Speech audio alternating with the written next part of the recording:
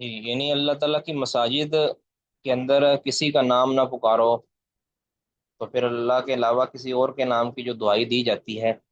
یہ شرک ہے، یہ اللہ رب العزت کے ساتھ غیر اللہ کو شریک کرنا ہے۔ یہ مساجد، جس مسجد کے اندر غیر اللہ کے نام کی تبلیغ کی جاتی ہو، تو وہ مسجد مسجد نہیں، مسجد ضرار ہے۔ جی،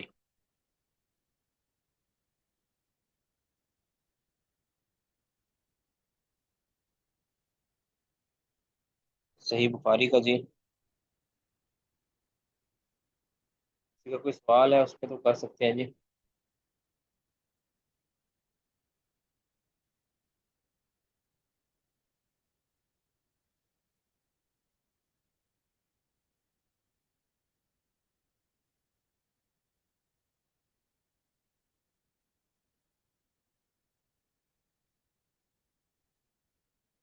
جی، بابو اسم من آبا محدثا،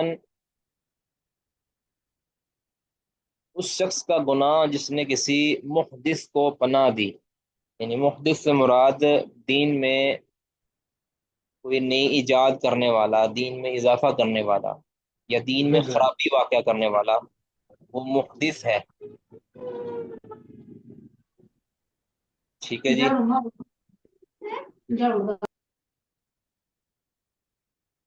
اس نے کسی محدث کو پناہ دی، آوا سے مراد پناہ دینا بھی ہے، اس کے ساتھ ساتھ اس کی مدد کرنا، اس کی حوصلہ افزائی کرنا، اور اس کا دفاع کرنا، یہ سارے کے سارے اسی آوا کے اندر آتے ہیں۔ تو رواہ علی عن النبی صلی اللہ علیہ وسلم، اس بات کو بیان کیا ہے علی رضی اللہ عنہ نے نبی صلی اللہ علیہ وسلم سے۔ تو ادھر انہوں نے موقوف یعنی معلق ذکر کیا ہے، باقی اسی روایت کو امام بخاری رحمہ اللہ نے کتاب الحج اور فضائل مدینہ، جو کتاب فضائل المدینہ، اس کے اندر حدیث نمبر 1870 کے اندر انہوں نے اسی روایت کو موصول بھی بیان کر دیا۔ جی، کون پڑھیں گے؟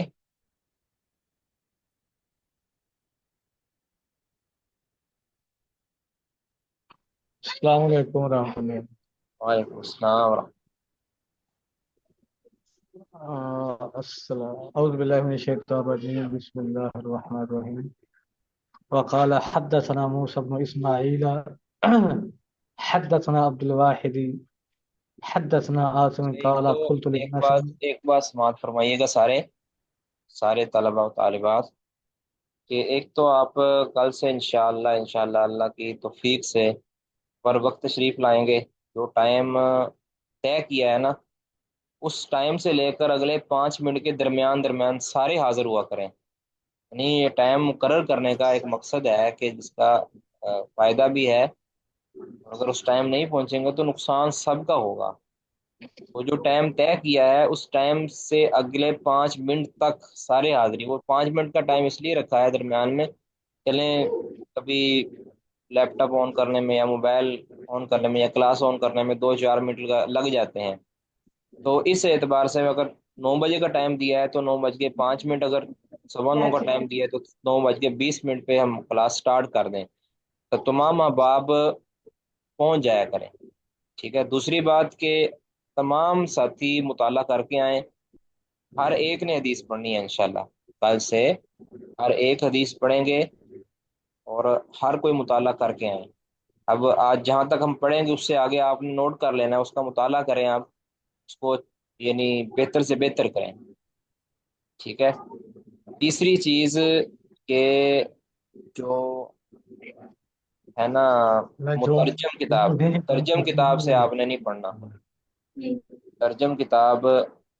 آپ نے مطالعہ کرنا ہے، سمجھ نہیں آتی کوئی بات نہیں، لیکن آپ نے کوشش کرنی ہے کہ آپ جو مورب غیر مورب کتاب ہے اس سے آپ نے مطالعہ کرنا ہے، آپ نے کوشش کرنی ہے خود، جو آپ نے ابھی تک ناو صرف پڑھی ہے، جو آپ نے ابھی تک یعنی عربی ادب پڑھا ہے، اس کا فائدہ اب آپ کو ہونا چاہیے نا، یعنی آپ کو پتہ ہونا چاہیے یہ فاعل ہے، یہ مفعول ہے، یہ ساری چیزیں اس کو منطبق کریں کہ اب آپ یعنی ان منتہی طلبہ ہیں، منتہی طلبہ کا کچھ تقاضا ہوتا ہے، اس کے کچھ اصول و ضوابط ہوتے ہیں، ان کا تو علم کے ساتھ رغبت، شوق مزید بڑھنا چاہیے۔ تو امید ہے انشاءاللہ آپ تمام احباب مجھ سمیت عمل کریں گے اس پر، بر وقت تشریف لائیں گے، دوسرا مطالعہ کر کے آئیں گے انشاءاللہ، تاکہ ہمیں پڑھنے کا اور پڑھانے کا کچھ فائدہ ہو۔ اور جب آپ مطالعہ کریں گے تو آپ کے ذہن میں کچھ اشکالات پیدا ہوں گے، تو ان اشکالات کو آپ ذکر کیا کریں نا۔ تو یہ 2 گھنٹے یعنی نہ آپ سوال کرتے ہیں اور صرف مجھے ہی جو بتانا پڑتا ہے وہ بتانا پڑتا ہے، آپ بھی کچھ سوالات کیا کریں جو ویلڈ سوالات ہیں، جو اچھے سوالات ہیں وہ لازمی کیا کریں۔ بارک اللہ فیکم جی۔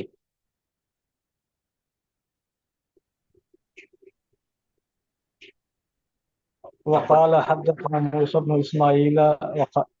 حدثنا عبد الواحد حدثنا عاصم قال قلت لأنس أحرم رسول الله صلى الله عليه وآله وسلم المدينة؟ قال نعم، ما بين كذا إلى كذا لا يقطع شجرها، من أحدث فيها حدثا فعليه لعنة الله والملائكة والناس أجمعين. قال عاصم فأخبرني موسى بن أنس أنه قال أو آوى محدثا. بارک اللہ فیکم۔ تو عاصم کہتے ہیں، عاصم کہتے ہیں کہ عاصم الاحول ہوں گے یہ، یا عاصم بن بہدلہ ہیں، انہوں میں سے کوئی ایک ہے۔ کہتے ہیں میں نے انس رضی اللہ تعالیٰ عنہ سے پوچھا کہ احرم رسول اللہ صلی اللہ علیہ وسلم المدینہ تھا، کیا رسول اللہ صلی اللہ علیہ وسلم نے مدینہ کو بھی حرم قرار دیا ہے، یعنی جس طرح مکہ حرم ہے تو کیا رسول اللہ صلی اللہ علیہ وسلم نے مدینہ کو بھی حرم قرار دیا ہے؟ قال انس رضی اللہ عنہ فرماتے ہیں نعم، ہاں، نبی صلی اللہ علیہ وسلم نے مدینہ کے بھی ایک حصے کو حرم قرار دیا ہے۔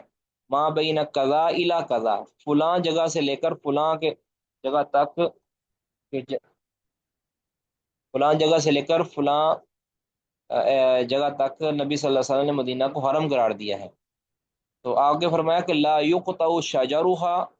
اس کے درخت کو نہیں کاٹا جائے گا، یعنی وہاں پہ جو اس مسافت سے لے کر اس مسافت تک جو ڈوریشن ہے، کوئی ڈسٹینس ہے، اس کے اندر درخت کو نہیں کاٹا جائے گا۔ من احدث فیہا حدثا، جس نے اس علاقے کے اندر کوئی بدعت جاری کی، کوئی گناہ کیا، کوئی زیادتی والی حرکت کی، کوئی برا کام کیا، فعلیہ لعنت اللہ، اس پر اللہ کی لعنت ہو، والملائکتی، اور فرشتوں کی لعنت ہو، والناس اجمعین، اور تمام انسانوں کی لعنت ہو۔ یعنی اس کی تقدس کو جس نے پامال کیا نا، من احدث فی حدثا کا مطلب جس نے اس کے تقدس کو پامال کیا، تو اس پر اللہ کی لعنت ہے، اس کے ملائکہ اور فرشتوں کی لعنت ہے۔ یعنی اس میں کوئی ایسا گناہ کیا، ایسا عمل جاری کیا کہ جو عمل دین کے اندر نہیں ہے۔ قال عاصم، عاصم کہتے ہیں فاخبرنی موسی بن انس، مجھے موسی بن انس نے خبر دی کہ انہ قالا، کہ انس رضی اللہ تعالیٰ نے یہ فرمایا کہ او آبا محدثا، کہ یہ الفاظ بھی حدیث میں تھے کہ من احدث فی حدثا او آبا محدثا، کہ جس نے کسی محدث یعنی اس یعنی فتنہ پرور آدمی کو پناہ دی، اس کا اس کی مدد کی، یا اس کا دفاع کیا، یا اس کو اپنے پاس جگہ دی، اس کی توقیر کی، عزت احترام کیا، تو وہ شخص بھی لعنتی ہے، اللہ کے ہاں بھی، فرشتوں کے ہاں بھی، اور تمام انسانوں کے۔ او مایوز کرو من ذم الرأی و تکلف القیاس، اس چیز کا بیان کہ جو ذکر کیا جاتا ہے، من ذم الرأی، رائے کی مذمت، و تکلف القیاسی، اور قیاس کے تکلف، یعنی جو ایسی رائے کہ جو صرف اور صرف خواہش پر مبنی ہو، ٹھیک ہے، اس پر دلیل پر قائم رائے نہ ہو، مجرد عقل اور اپنی رائے اور سوچ اور فکر کے جو قرآن و سنت کے اوپر قائم نہ ہو، ایسی رائے کی مذمت ہے۔ ہاں، جو قرآن و سنت پر قائم رائے ہے، اس کے دلیل پر کھڑی ہوئی رائے ہے، وہ مذموم نہیں ہے، وہ تو ممدوح ہے۔ یا وہ رائے، وہ قیاس، وہ اجتہاد کے جو قرآن و سنت کے خلاف ہے، وہ مذموم ہے۔ اس طرح وہ تکلف القیاسی، اور قیاس کا تکلف، ویسے تو قیاس شرعی قیاس صحیح ہے، اس طرح آگے امام بخاری ثابت بھی کریں گے،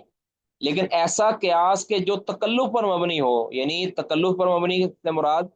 کہ ایسا، یعنی گہرا اور بے مقصد قیاس ہو کہ جس کے اندر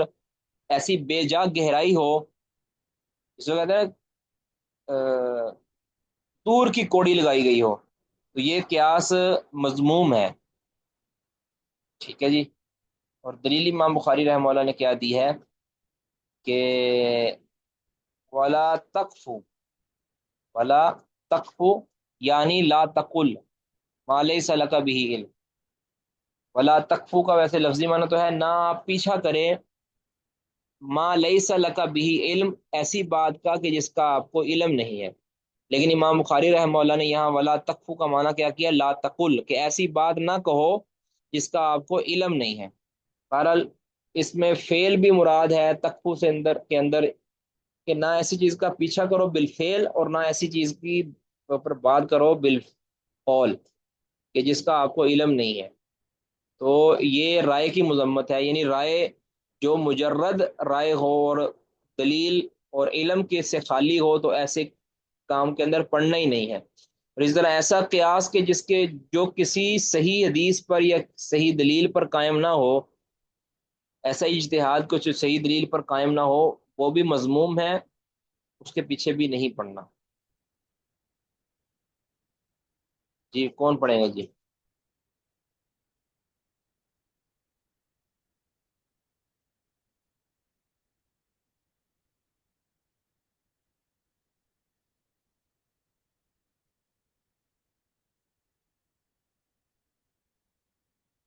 حدثنا سعيد بن التليد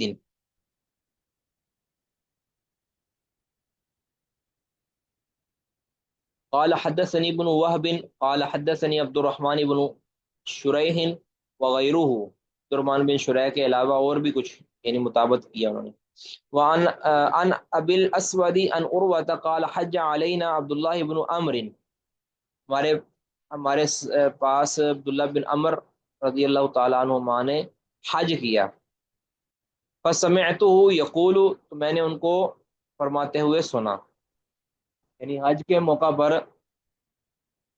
ہم نے ان کو فرماتے ہوئے سنا، یقول سمعت النبی صلی اللہ علیہ وسلم یقول، کہ نبی صلی اللہ علیہ وسلم فرما رہے تھے، ان اللہ لا ينزع العلم، یہ فرما رہے تھے، یہ بڑی ایک ہلا دینے والی حدیث ہے کہ اللہ تعالیٰ نہیں کھینچے گا علم کو، نہیں چھینے گا علم کو، بعد ان اعطاہموہ، بعد اس کے کہ اللہ تعالیٰ نے وہ تمہیں دے دیا ہو، بعد اس کے کہ اللہ تعالیٰ نے اللہ تعالیٰ نے دے دیا ہو وہ علم، ہموہ، آتاہموہ یا آتاکموہ، بعد اس کے اللہ تعالیٰ نے لوگوں کو وہ علم دے دیا ہو، آتاہو، اللہ تعالیٰ نے وہ علم دے دیا ہو السلام علیکم ورحمۃ اللہ وبرکاتہ۔ وعلیکم السلام۔ یہاں آتا ہوں ہے، لیکن وہاں پر بخاری کے اندر جو ہے نا وہ اس باب کے اندر جو روایت وہاں قومو حاضر کی ضمیر ہے، مذکر جمع حاضر کی۔ آتاہموہ بھی ٹھیک ہے نا، ہاں کہ دونوں ٹھیک ہے لوگوں ویسے۔ کو اللہ تعالیٰ نے دے دیا ہو، بعد اس کے کہ لوگوں کو اللہ تعالیٰ نے وہ علم دے دیا ہو، اللہ تعالیٰ نہیں کھینچے گا علم کو، انتظام اچانک کھینچنا، اللہ تعالیٰ اچانک نہیں لوگوں سے علم کھینچ لے گا، یعنی اللہ نے علم دے دیا ہے، اسلام پھیل گیا ہے، اب اس علم کو اللہ تعالیٰ اچانک نہیں لوگوں سے کھینچ لے گا، بلکہ کیسے کھینچے گا، ولیکن لیکن ینتزعہ، لیکن اس علم کو اللہ تعالیٰ چھین لے گا لوگوں سے، منہم ان سے، مع قبض العلماء بعلمہم، علماء کو قبض کر کے، بعلمہم ان کے علم کے ساتھ، یعنی علماء کو اپنے علم کے ساتھ اللہ تعالیٰ قبض کر لے گا، تو اس سے لوگوں سے علم چھن جائے گا۔ اس کا مطلب ہے کہ علم کو قائم کیے ہوئے جو لوگ شخصیات ہیں وہ علماء ہی ہیں، اگر اس دنیا سے علماء ختم ہو جائیں یا کم ہو جائیں تو جتنی بھی کتابیں ہو جائیں، جتنی بھی اپلیکیشنیں ہو جائیں، جتنی بھی مکتبے ہو جائیں، وہ علم کو باقی نہیں رکھ سکتے، علم کا فقدان علماء کے فقدان کے ساتھ ہے، ٹھیک ہے جی۔ تو اس لیے ایسا علم کہ جو صرف کتابی ہو، وہ علم علم نافع نہیں ہوتا، وہ انسان کے گمراہ کرنے کا باعث بھی بن سکتا ہے۔ علم وہی ہے کہ جو علماء کے ذریعے حاصل کیا جاتا ہے۔ اگر کوئی ہزار کتابیں پڑھ لے لیکن اگر علماء کی رہنمائی اس کو نہیں ہے تو وہ گمراہی کا یعنی پیش خامہ بن سکتا ہے۔ اچھا، اللہ تعالیٰ وَلَٰكِنْ يَنْتَزِعُهُ، لیکن ان لوگوں سے اللہ تعالیٰ چھین لے گا اس علم کو، ما قبض العلماء، علماء کو قبض کر کے، بعلمہم، ان کے علم کے ساتھ، فَيَبْقَى نَاسٌ جُهَّالٌ، پھر باقی رہ جائیں گے جاہل لوگ، جاہل لوگ باقی رہ جائیں گے، یستفتون، یستفتون، اب یہ جاہل لوگ ان سے فتویٰ لیا جائے گا، ان جاہلوں سے جو علماء کے بھیس میں ہوں گے ان جہالات سے فتویٰ لیا جائے گا۔ تو پھر یہ کیا کریں گے، فیفتون برائیہم، اب یہ ہمارا محل شاہد ہے، فیفتون برائیہم، تو یہ اپنی خالص اپنی رائے سے یہ فتویٰ دیں گے، یعنی ان کی وہ رائے کتاب و سنت کی رائے کے ساتھ موافقت نہیں کھا رہی ہوگی، یہ صرف رائے سے، اپنی عقل سے، اپنی سوچ بچار سے فتویٰ دے دیں گے، اپنے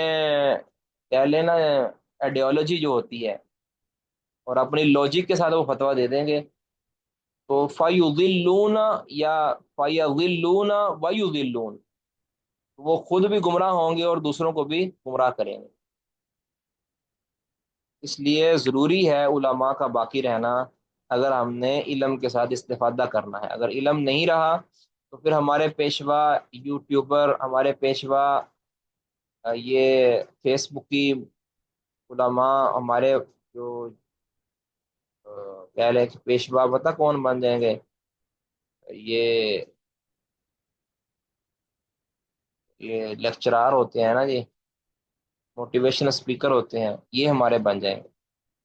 جس طرح کہ آج کل بڑی تیزی کے ساتھ اس طرف جایا جا رہا ہے۔ جو حق والے علماء ہیں یا جو خالص علم نبوت کو پھیلانے والے ہیں ان کو کوئی حیثیت نہیں دی جاتی۔ آج اسٹیجوں کے اوپر، پروگراموں کے اندر اس کو بلایا جاتا ہے کہ جس کو لوگ اپنا یعنی چسکے کے لیے سنتے ہیں، تو یہ بہت ہی پریشان کن صورتحال ہے۔ تو علماء کی حیثیت کو گم کر دینا، علماء کی حیثیت کو گرا دینا، علماء کو بے وقت کر دینا، یہ یاد رکھیں کہ یہ علم کے فقدان کا پیش خیمہ ہے۔ بہرحال یہ حدیث انہوں نے بیان کی، کہتے ہیں عروہ کہتے ہیں کہ فحدثت عائشہ زوج النبی صلی اللہ علیہ وسلم، میں نے عائشہ زوج النبی صلی اللہ علیہ وسلم ورضی اللہ عنہا کو حدیث بیان کی، ثم ان، اب یہ حدیث بیان کی تو انہوں نے حدیث سنی، ثم ان عبداللہ ابن عمر حج بعد، پھر اس کے بعد بھی کسی سال عبداللہ بن عمر رضی اللہ تعالیٰ عنہ حج کے لیے آئے، اگلے سال آئے یا اس کے کہیں بعد آئے، فقالت، تو عائشہ رضی اللہ تعالیٰ نے کہا، یبن اختی، میرے بھتیجے، میرے بانجے، یبن اختی بھتیجا ہوتا ہے، یہ بانجا ہوتا ہے جی؟ بھتیجا، بانجا، کی بات ہے جی؟ ظاہر اختی بہن کو ہی کہتے ہیں۔ اچھا جی، یعنی وہ ان کی خالہ تھی نا، تو جی جی خالہ کا بانجا ہی ہوتا ہے نا جی؟ جی۔ کہ ہمارے پاس ایک محدثہ بیٹھی ہیں، وہ کہتی ہیں کہ بالکل جی۔ اچھا جی، یمنا اختی میرے بانجے، ان طلق الی عبداللہ، یا عبداللہ کے پاس جاؤ، عبداللہ بن عمر کے پاس جاؤ، تو فاستبصت لی، تو ان سے تسلی کرواؤ، پس پس تثبت لی، میرے لیے ان سے تسلی کراؤ، من ہو، اس حدیث کے حوالے سے، الذی حدثتنی عنہ، کہ جو تم نے مجھے بیان کی تھی، عنہ، ان کے حوالے سے، یعنی جو تم نے مجھے حدیث بیان کی تھی نا ایک عرصہ پہلے، ان کے حوالے سے کہ عبداللہ بن عمر نے آپ کو بیان کی، تو وہ جاؤ میرے لیے ان سے تسلی کروا کے آؤ کہ واقع وہ حدیث ہے کہ نہیں ہے، یا واقع وہ حدیث ان کو یاد ہے کہ نہیں یاد ہے، بس تثبت لی میرے لیے تم پوچھ کے آؤ، من ہو اس حدیث کے تسلی کروا کے آؤ، الذی حدثتنی عنہ جو تو نے مجھے بیان کی تھی، عنہ ان کے واسطے سے. تو اور عروہ کہتے ہیں فجئتہ، میں عبداللہ بن عمر کے پاس گیا، فسألتہ، تو میں نے ان سے پوچھا، اس حدیث کے بارے میں پوچھا. تو فحدثنی بھی، تو انہوں نے مجھے حدیث بیان کی، کنحبی ما حدثنی، بالکل اسی طرح کہ جس طرح انہوں نے مجھے پہلے بیان کی تھی. سبحان اللہ، کیا حافظہ تھا. ایک عرصہ پہلے جو حدیث بیان کی تھی بالکل اسی طرح انہوں نے حدیث بیان کی. کہتے ہیں تو عائشہ تھا، اخبر تو، میں عائشہ رضی اللہ تعالیٰ عنہ کے پاس آیا واپس، اور ان کو جا کے یہ خبر دی کہ انہوں نے تو بالکل اسی طرح حدیث سنائی ہے. تو فعاجیبت، تو انہوں نے بڑا تعجب کیا. وقالت، اور کہنے لگی، واللہ لقد حفظ عبداللہ بن عمر، اللہ کی قسم عبداللہ بن عمر تو بڑے حافظے والے ہیں، یعنی بڑا یاد رکھا ہے عبداللہ بن عمر نے، اور ان کے حافظے کی بڑی تعریف کی ہے ٹھیک ہے جی. تو اس میں محل شاید ہمارا کیا ہے جی، فیب کا ناسن جہال یستفتون فیفتون برائیہم، یہ ہمارا محل شاہد ہے کہ وہ اپنے رائے سے، محض رائے کہ جو کتاب و سنت پر قائم نہیں ہوگی اس کے مطابق فتویٰ دیں گے، تو پھر نتیجہ کیا ہوگا کہ خود بھی گمراہ ہوں گے اور دوسروں کو بھی گمراہ کریں گے.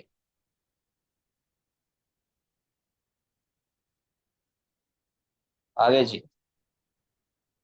حدثنا عبدان قال اخبرنا ابو حمزہ، کسی کو کوئی سوال ہے تو وہ کر لیں جی. قال اخبرنا ابو حمزہ قال سمعت الاعمش قال سألت ابا وائل، یہ اعمش کہتے ہیں کہ میں نے ابو وائل شقیق بن سلمہ ہے ان کا نام، ان سے میں نے پوچھا. اب یہ حدیث تھوڑی سی مشکل، آپ کو سمجھنے میں تھوڑی دقت ہو سکتی ہے، ذرا غور کے ساتھ، مشکل نہیں ہے، ذرا بس غور سے. تو کہتے ہیں میں نے ابو وائل شقیق بن سلمہ سے پوچھا کہ حل شہید صفین، کیا آپ جنگ صفین میں حاضر تھے؟ جنگ صفین جو سیدنا علی رضی اللہ تعالیٰ عنہ اور سیدنا معاویہ رضی اللہ عنہ کے گروہ کے اندر لڑی گئی تھی، جس میں مسلمانوں کا خون بہا تھا، اور یہ ایک شبے کی بنیاد پر، ایک اجتہاد کی بنیاد پر اختلاف پیدا ہوا، اور وہ اختلاف سے برے لوگوں نے جو صحابہ میں تفریق ڈالنا چاہتے تھے، خوارج جیسے، انہوں نے اس سے فائدہ اٹھایا اور معاملہ جنگ تک پہنچ گیا، اور کئی یعنی مظلوم لوگوں کی شہادتیں ہوئیں.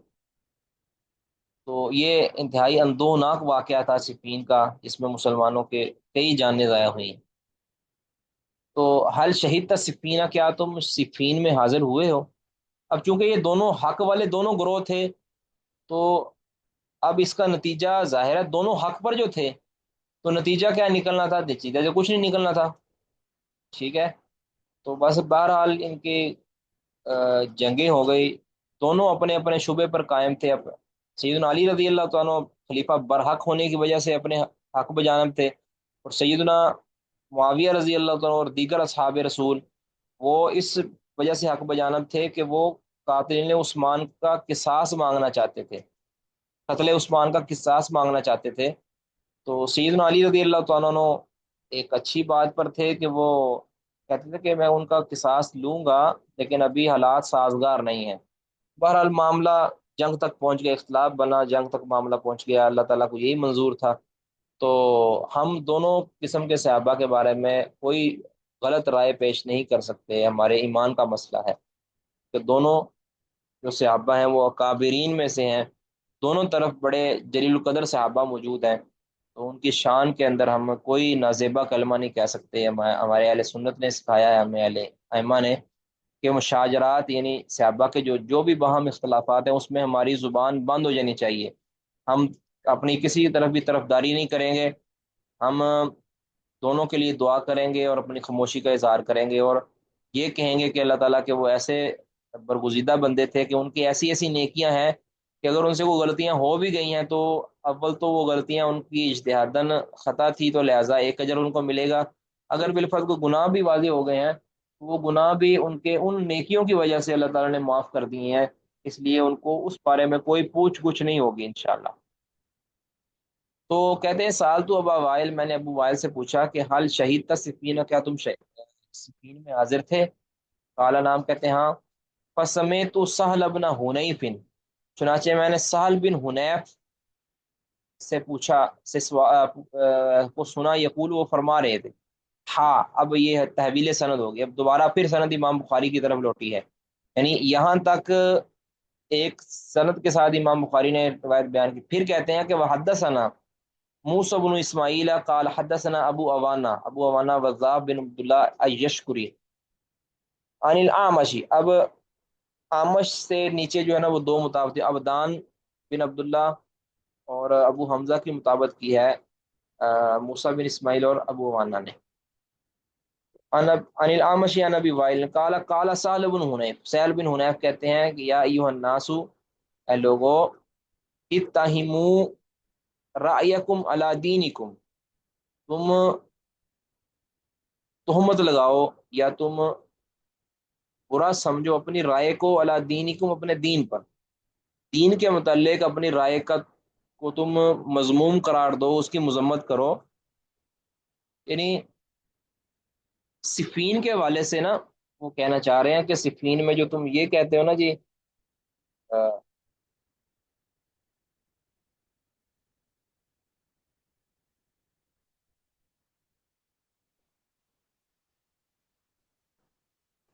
اچھا صفین کے حوالے سے یہ کہہ رہے ہیں کہ اپنے تمہارا جو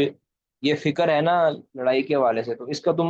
اس کو تم جو ہے نا الزام، مورد الزام ٹھہراؤ اپنی رائے کو دین کے بارے میں، کیوں کہتے ہیں لقد رأیتنی، یعنی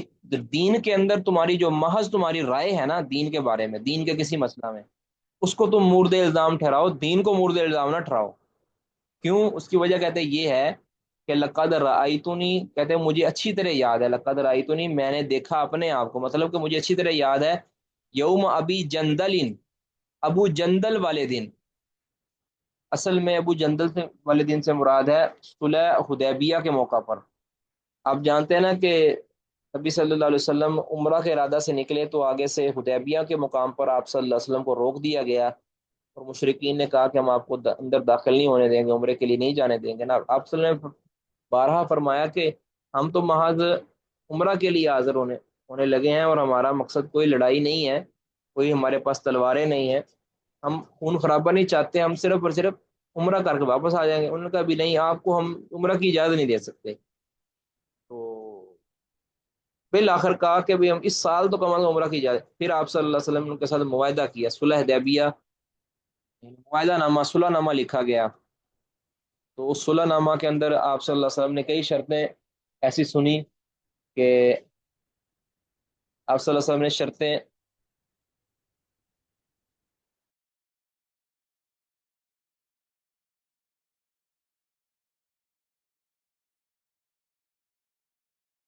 آپ صلی اللہ علیہ وسلم نے کئی شرطیں ایسی قبول کر لیں کہ جو شرطیں بعض صحابہ کو اچھی نہیں لگی، مثال کے طور پر آپ صلی اللہ علیہ وسلم نے یہ شرط بھی منظور کر لی کہ اگر کوئی مسلمان ہو کر، یعنی کفار کا کوئی بندہ مسلمان ہو کر مسلمانوں کے گروہ میں شامل ہوگا تو وہ اس کو واپس کرنے کے پابند ہوں گے، یعنی مکہ کا کوئی بندہ مسلمان ہو کے مدینہ جائے گا تو وہ مدینہ سے وہ واپس اس کو بھیجیں گے مکہ کے اندر، اور اگر کوئی ہمارا بندہ مرتد ہو کے مکہ کے اندر چلا جائے گا تو پھر وہ ہمیں واپس نہیں کرے گا، اب یہ تو کسی طرح کے انصاف پر مبنی نہیں تھی بات، اسی طرح اور بھی کئی شرطیں بھی، محمد تو رسول اللہ کے بجائے محمد بن عبداللہ لکھ لو، تو سیدنا عمر رضی اللہ عنہ اور دیگر صحابہ کو یہ چیز اچھی نہیں لگ رہی تھی، اور کہتے تھے اللہ کے نبی ہم کوئی نیچے یعنی دب کر کیوں ان سے شرائط رکھیں، تو اب چونکہ نبی صلی اللہ علیہ وسلم نے یہ معاہدہ کر لیا تھا، آپ نے فرمایا تھا کہ میں اللہ کا رسول ہوں،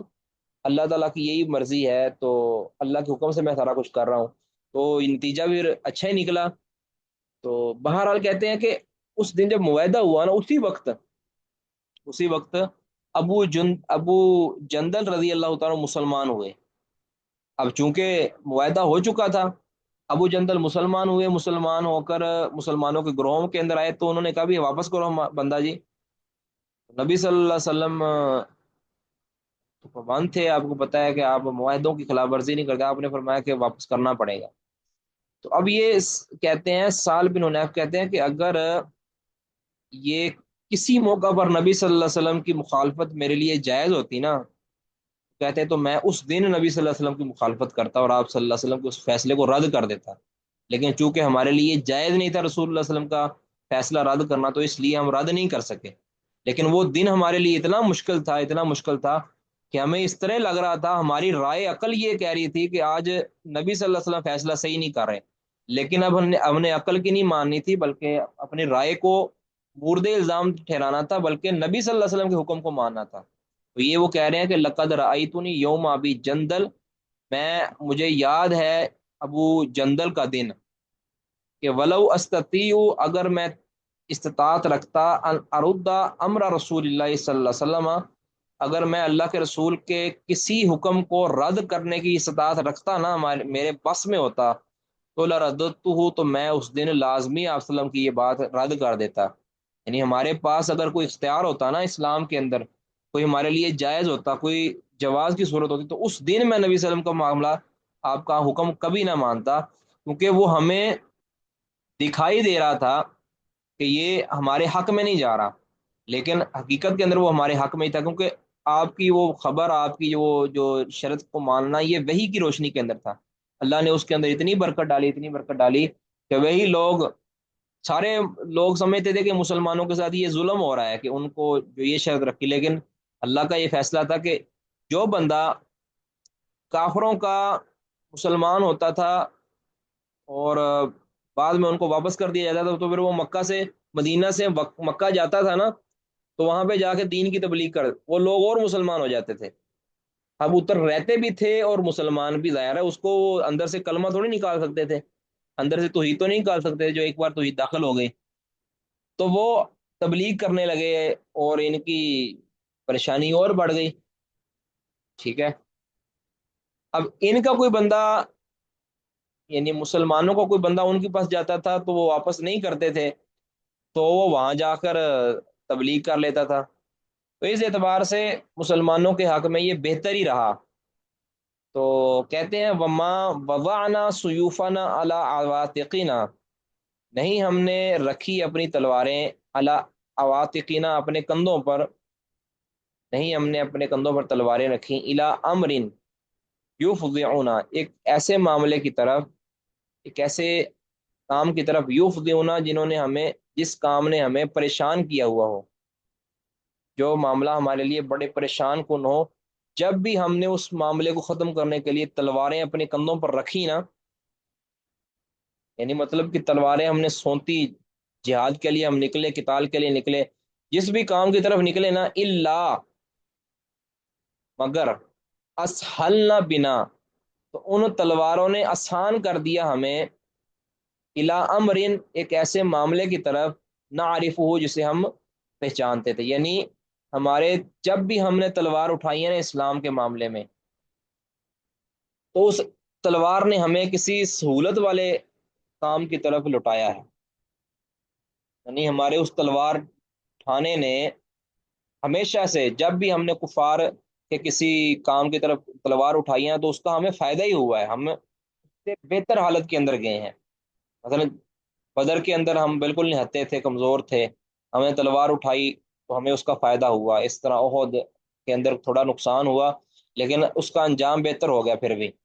اور پھر خندق، تو وہ یعنی یہ جس معاملے میں بھی ہم نے قدم اٹھایا ہے نا، تلوار اٹھائی ہے، اپنے کندھے پہ رکھی ہے، اور کسی بھی پریشان کن معاملے کی طرف ہم اٹھے ہیں نا، تو اس کا نتیجہ، اس کا رزلٹ یہی نکلا کہ ہمیں اس سے بہتر حالت کے اندر چلے گئے ہیں۔ لیکن غیر حاض الامر، لیکن علاوہ اس معاملے کے، یعنی یہ جنگ صفین والا معاملہ ایک ایسا معاملہ ہے کہ اس کے اندر معاملہ بالکل الٹ ہے۔ اس کے اندر ہم سے تلواریں اٹھی ہیں تو معاملہ مزید خراب ہوا ہے، مزید امت کے اندر فرق اور تفریق کا باعث بنا ہے۔ ان تلواروں کا نقصان ہی نقصان ہمیں ہوا ہے۔ آج تک ہم نے جو بھی تلواریں اٹھائی تھی تو وہ کفار کے مقابلے میں اٹھائی تھی، لیکن جنگ صفین کے اندر ہم تلواریں اپنے مسلمان بھائیوں پر یعنی اٹھانے لگے، تو اس کا نتیجہ پھر ہمارے حق میں نہیں ہوا، بلکہ ہم مشکل کے اندر پڑ گئے، اور ہمارا معاملہ اور خراب سے خراب ہوتا گیا۔ وقال ابو وائل، ابو وائل کہتے ہیں کہ شہید تو صفین، میں صفین کے اندر حاضر ہوا، وہ بے ست صفین، اور کیا ہی بری تھی یہ صفین، یعنی بڑی بری جنگ ہوئی ہے، یعنی جس میں مسلمانوں کا ہی نقصان ہوا ہے، یعنی یہ میں شریک کہتے ہوا ہوں جنگ میں، لیکن یہ بہت مسلمانوں کے ساتھ برا ہوا ہے جنگ صفین۔ کسی کا کوئی سوال ہے تو وہ کر لیں۔ باب ما کان نبی صلی اللہ علیہ وسلم یس آلو یس آلو، اس بات کا بیان کہ نبی صلی اللہ علیہ وسلم سے سوال کیا جاتا مما، اس معاملے کے بارے میں، اس معاملے کے بارے میں سوال کیا جاتا، لم ينزل علیہ الوحی، جس کے اوپر آپ صلی اللہ علیہ وسلم پر وحی نہیں نازل ہوئی ہوتی، جس بارے میں آپ صلی اللہ علیہ وسلم کے اوپر وحی نہیں نازل ہوئی ہوتی، کسی ایسے معاملے کے بارے میں سوال کیا جاتا تو فیقول، تو آپ صلی اللہ علیہ وسلم فرماتے ہیں لا ادری، مجھے نہیں معلوم، یعنی آپ اپنے علم نہ ہونے کا اعتراف کر لیتے کہ مجھے علم نہیں ہے، جب تک آپ صلی اللہ علیہ وسلم کو علم نہ دے دیا جاتا، او یا پھر لم یجب، یا اس وقت تک جواب نہیں دیتے تھے، اس تک وقت تک کوئی بات نہیں کرتے تھے، حتیٰ ینزل علیہ الوحی، یہاں تک کہ آپ پر وہی نازل ہو جاتی، یعنی وہی کے انتظار کے اندر آپ خاموش ہو جاتے، جواب نہیں دیتے تھے جب ایسی بات کا سوال کیا جاتا کہ جس کا آپ کو علم نہیں دیا گیا تھا، آپ کے اوپر وہی ابھی نہیں آئی تھی، تو آپ صلی اللہ علیہ وسلم خاموش ہو جاتے تھے، لیکن اپنے طرف سے جواب نہیں، ولم یقول برأی، آپ صلی اللہ علیہ وسلم محض رائے سے بات نہیں کرتے تھے، ولا بقیاس، نہ ہی بالکل قیاس سے بات کرتے تھے، ٹھیک ہے، یعنی اس باب کے اندر تو امام بخاری رائے اور قیاس کا رد کر رہے ہیں نا، آگے قیاس کا اس بات بھی کریں گے، یعنی ایسا قیاس کہ جو محض شبے پر قائم ہو، کسی دلیل پر قائم نہ ہو، تو ایسی بات کے ساتھ نبی صلی اللہ علیہ وسلم کوئی بات نہیں کرتے تھے۔ ہاں، جس چیز کا ثبوت آپ صلی اللہ علیہ وسلم کو پہلے دے دیا گیا تھا، تو اس سے ملتی جلتی اگر کوئی معاملہ آپ کا پیش آتا تھا تو آپ اس پچھلے معاملے کو یعنی قیاس کرتے ہوئے آپ اس کے اوپر جواب دے دیتے تھے، ورنہ اگر کوئی معاملہ ابھی تک پیش ہی نہیں آیا، اس معاملے کی نظیر یا اس معاملے کی طرح کا کوئی معاملہ پہلے نازل نہیں ہوا، تو آپ صلی اللہ علیہ وسلم خاموشی اختیار کرتے تھے، آپ اس کے بارے میں کوئی جواب نہیں دیتے تھے۔ اکثر آپ صلی اللہ علیہ وسلم کا معمول یہ تھا کہ آپ صلی اللہ علیہ وسلم سے پوچھا جاتا سوال اور اس بارے میں کوئی فیصلہ کن آپ کو خبر نہیں دی جاتی، تو آپ اس کے بارے میں خاموشی اختیار کرتے تھے، اور بعض معاملات ایسے ہوتے ہیں کہ جو ملتے جلتے ہوتے ہیں، یعنی اس بارے میں عمومی آیات یا عمومی جو دلائل ہیں وہ نازل ہو چکے ہوتے ہیں، اس سے ملتا جلتا اگر آپ سے کوئی مسئلہ پوچھا جاتا ہے تو آپ اس کے متعلق قیاس کرتے ہوئے، یعنی اسی نص پر قیاس کرتے ہوئے آپ جواب دے دیتے تھے، اس کا اگلے باب کے اندر امام بخاری ثبوت بھی دیں گے۔ تو لقوله تعالیٰ کہتے کہ اللہ تعالیٰ نے یہ فرمایا کہ بما اراک اللہ، اس کے بدلے، اس کے ساتھ کہ جو اللہ نے آپ کو دکھایا، مطلب اللہ آپ کو بتاتا تھا، اللہ آپ کو دکھاتا ہے، اللہ آپ کو سناتا ہے، تو آپ صلی اللہ علیہ وسلم جواب دیتے ہیں، اپنی طرف سے نبی صلی اللہ علیہ وسلم کوئی رائے نہیں دیتے تھے۔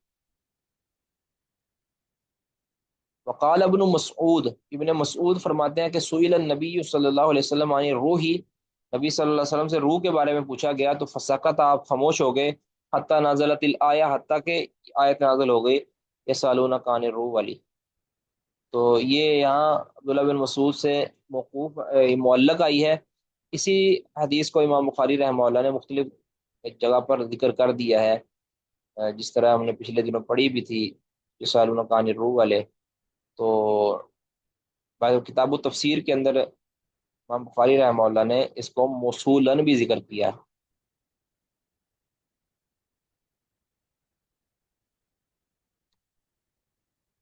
جی، حدثنا علی بن عبد اللہ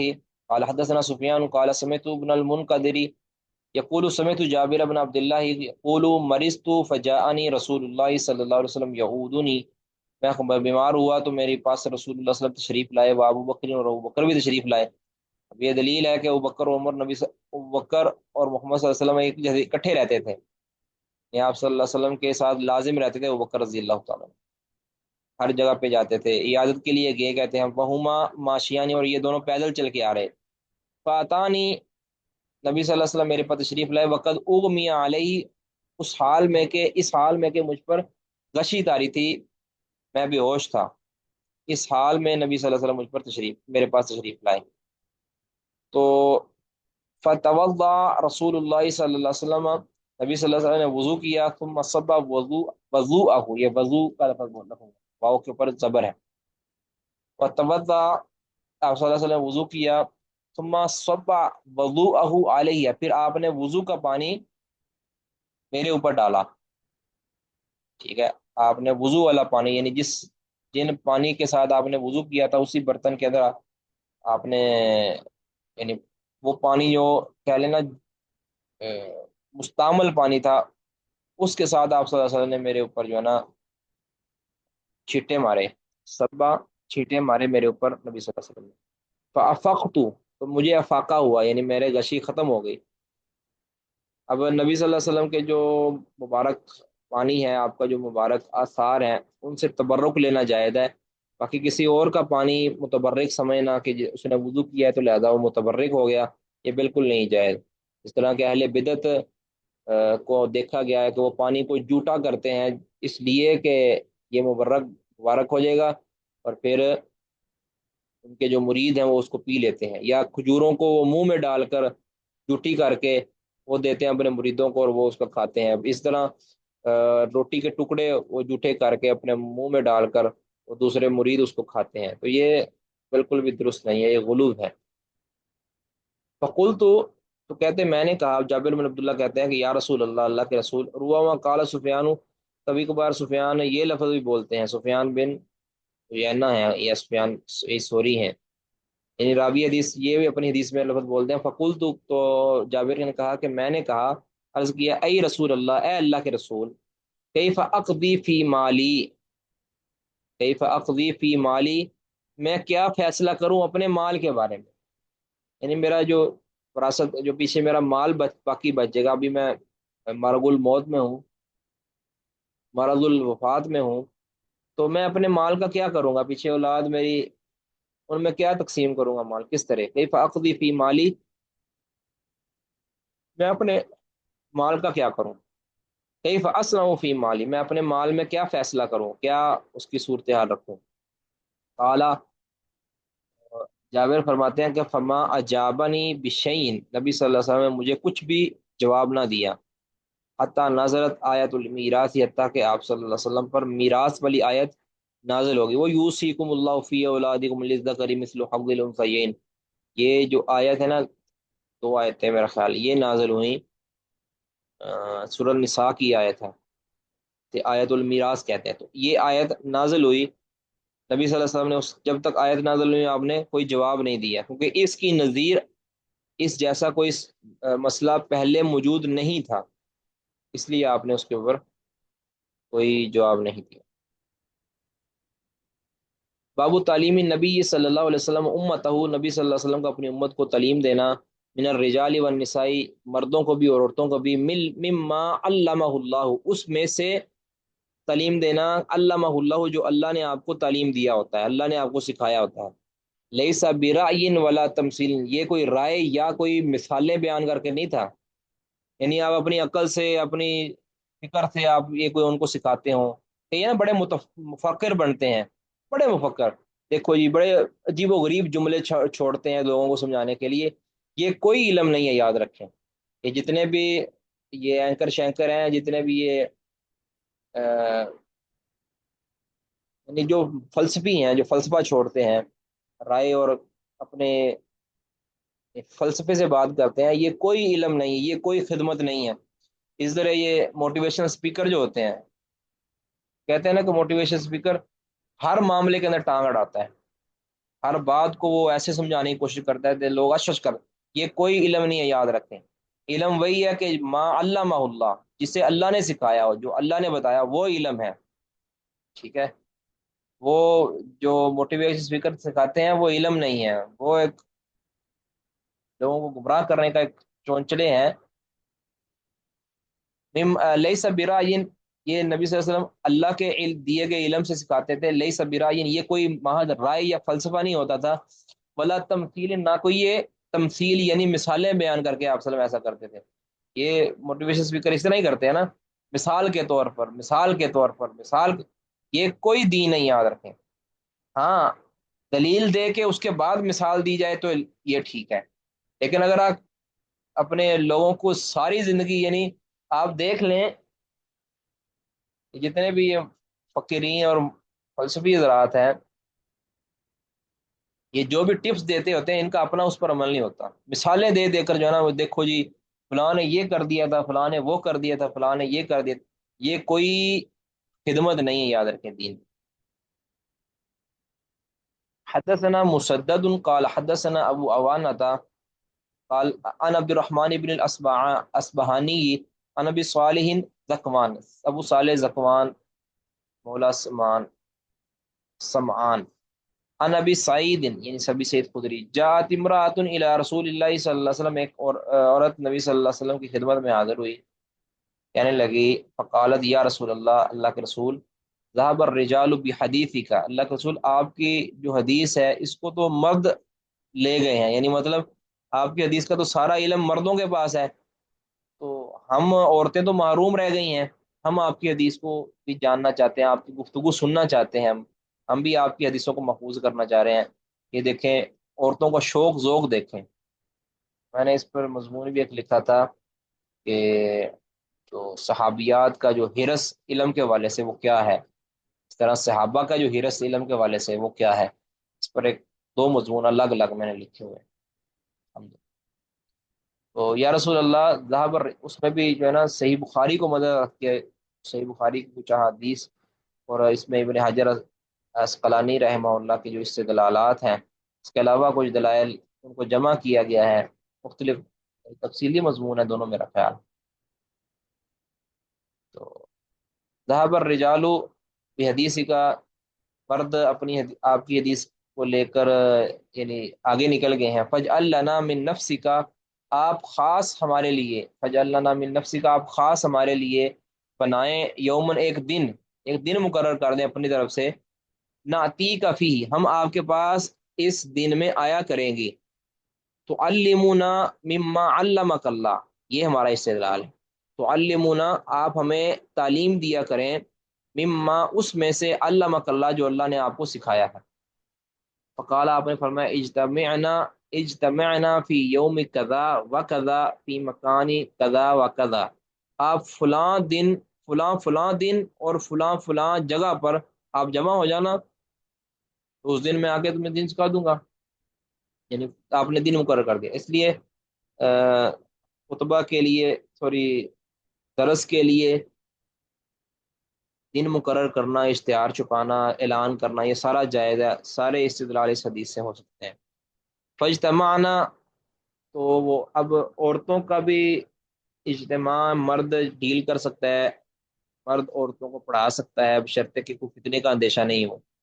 اگر فتنے کا اندیشہ ہے تو کوئی مرد کسی عورت کو نہیں پڑھا سکتا، ان کی آواز نہیں سن سکتا، ان کو اپنی آواز نہیں سنا سکتا، اگر فتنے کا اندیشہ، اگر فتنہ نہیں ہے تو کوئی حرج نہیں ہے۔ تو یہ دلیل ہے یہ حدیث کہ آن لائن جو تعلیم ہے اس میں عورتیں شرکت کر سکتی ہیں، جب یعنی آن دا گراؤنڈ عورتیں شرکت کر سکتی ہیں باپردہ ہو کر، تو پھر آن لائن تو بلولا کر سکتی ہیں کہ جس کے اندر تو کئی پردے حائل ہیں۔ فاجتمعنا فاتاہن رسول اللہ صلی اللہ علیہ وسلم، وہ عورتیں جمع ہوئی اس دن اس جگہ پر، تو فاتاہن رسول اللہ صلی اللہ علیہ وسلم، تو رسول اللہ صلی اللہ علیہ وسلم کے پاس تشریف لائے، فعلمہن، تو ان کو تعلیم دی، مما علمہ اللہ، اس میں سے اس وحی سے کہ جو اللہ نے آپ کو سکھائی تھی، ثم قال، پھر آپ نے فرمایا، پھر آپ نے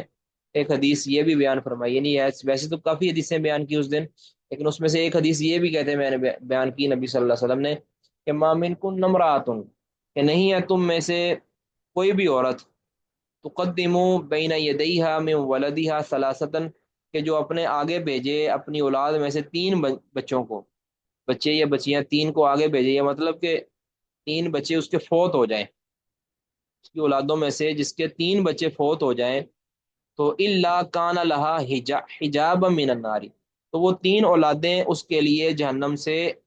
بچاؤ کا ذریعہ بن جائیں گے، یعنی اگر کسی کے تین بچے فوت ہو گئے اور اس نے صبر کیا تو وہ تین بچے اس کے لیے جہنم سے پردہ بن جائیں گے۔ فقالت امرأۃ منہن، ان میں سے ایک عورت نے کہا، سوال کیا، یا رسول اللہ اثنین، اگر دو بچے فوت ہو جائیں تو؟ قال فاعادتها مرتين، اس عورت نے بار بار یہی سوال دہرایا، ثم قال، پھر آپ صلی اللہ علیہ وسلم فرمایا، وثنین وثنین وثنین، ہاں دو دو بچے بھی اگر کسی کے ہیں نا، وہ فوت ہو گئے ہیں، تو اس پر انہوں نے صبر کیا ہے نا بالغی کی عمر میں، تو اللہ تعالیٰ اس کو جنت سے حجاب بنا دے گا، جہنم سے حجاب بنا دے گا، اور وہ بچے جہنم سے اس کے لیے بچاؤ اور آڑ کا باعث بن جائیں گے۔ اس میں کئی فوائد ہیں، یعنی جس کو آپ اپنے اپنے حرص اور اپنے اپنے فام کے مطابق لے سکتے ہیں۔ ٹھیک ہے جی۔ اس میں درس نظامی کا جو سسٹم ہے، یعنی پیریڈ سسٹم ہے، اس کا بھی جواز ملتا ہے۔ اس کے لیے وقت مقرر کرنا علم کے لیے، باری مقرر کرنا علم کے لیے، اس کا بھی جواز ملتا ہے۔ اس چیز کی ترتیب لگانے کے لیے وقت کے بچاؤ اور یا وقت کو زیادہ قیمتی بنانے کے لیے اس کا بھی ملتا ہے۔ آن لائن تعلیم کا بھی ملتا ہے، آن گراؤنڈ تعلیم کا بھی ملتا ہے، پردے کے پیچھے کا بھی ملتا ہے، اور کئی ایک اس میں جو ہے نا۔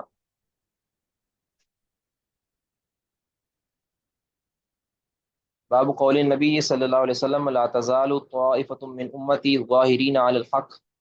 نبی صلی اللہ علیہ وسلم کا یہ فرمان کہ میری امت کے ایک گروہ ظاہرین علی الحق، حق پر غالب رہے گا، حق پر قائم رہے گا، قاتلون، وہ جھگڑیں گے، یعنی وہ مخالفین سے لڑائی کریں گے، وہم اہل العلم، امام بخاری فرماتے ہیں کہ ان سے مراد یعنی یہ جو طائفہ منصورہ ہے، طائفہ حقہ ہے، ان سے مراد اہل علم ہے، یعنی اہل علم، تو یعنی علم والے لوگ یہاں سے مراد ہے کہ جو حق پر قائم رہیں گے، یعنی تو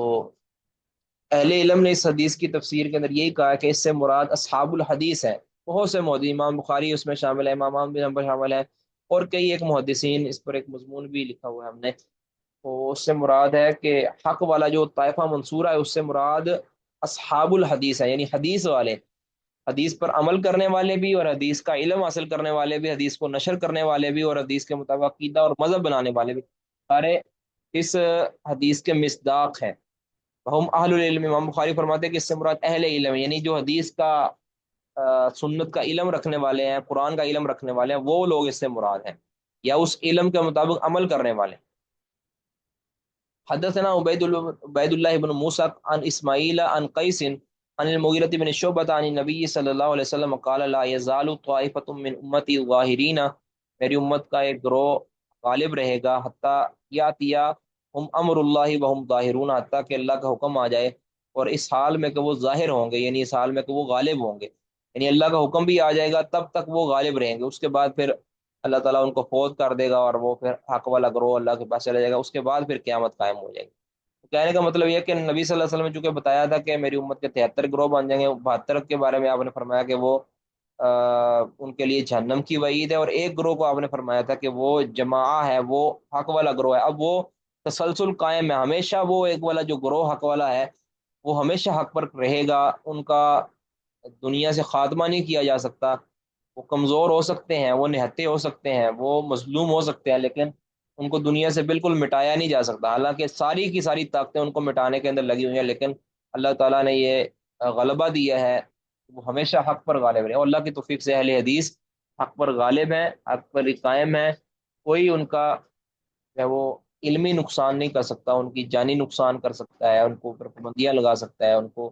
اپنی عزیت کا شکار کر سکتا ہے، لیکن ان کو مغلوب نہیں کر سکتا دلیل کے معاملے میں۔ حدثنا اسماعیل قال حدثنا ابن وهب عن يونس عن ابن شهاب قال اخبرني حميد قال سمعت معاویہ بن ابی سفیان یخطب، وہ خطبہ دے رہے تھے معاویہ بن ابی سفیان، سمعت النبی صلی اللہ علیہ وسلم یقول من یرید اللہ به خیرا یفقهه فی الدین، جس کے ساتھ اللہ تعالیٰ خیر کا ارادہ کرتا ہے اسے دین کی سمجھ عطا فرما دیتا ہے۔ وانما انا قاسم ویؤتی اللہ، میں تقسیم کرنے والا ہوں، یعنی علم و حکمت کو میں تقسیم کرنے والا ہوں، میں علم دینے والا ہوں، جبکہ اللہ مجھے عطا کرتا ہے، ویؤتی اللہ، اللہ تعالیٰ بذریعہ وہی مجھے علم عطا کرتا ہے، میں اس کو تقسیم کرنے والا ہوں۔ ولن یزال امر هذه الامه مستقیم، اور لازمی رہے گا اس امت کا معاملہ مستقیما سیدھا، یعنی اس امت کے ایک گروہ کا معاملہ، یعنی اس کا دین ہمیشہ مستقیم رہے گا، سیدھا رہے گا، حتیٰ تقوم الساعہ، یہاں تک کہ قیامت قائم ہو جائے گی، او یا یہ فرمایا کہ حتیٰ یاتی امر اللہ، یہاں تک کہ اللہ کا امر آ جائے گا، یعنی قیامت کی مراد ہے اس سے۔ تو حق والا گروہ ہمیشہ مستقیم رہے گا، ان کے اندر ان کی تعداد میں کمی یا زیادتی ہوتی رہے گی، ان کی تعداد میں اضافہ یا بڑھوتری ہوتی رہے گی، لیکن وہ بالکل ختم نہیں ہو سکتے۔ جی ٹھیک ہے جی، کسی کا کوئی سوال ہے تو وہ کر لیں، ورنہ ہم کلاس ختم کر رہے ہیں جی۔ تو کل انشاءاللہ کلاس 9:05 پہ انشاءاللہ ہماری کلاس سٹارٹ ہوگی، 9:05 پہ۔ تو 9:10 پہ ہم نے انشاءاللہ وہ شروع کر لیں، تو آپ اس سے پہلے پہلے تشریف لائیں لازمی طور پر۔ سبحانک اللہ و بحمدک، اشہد ان لا الہ الا انت، استغفرک و اتوب الیک۔ السلام علیکم۔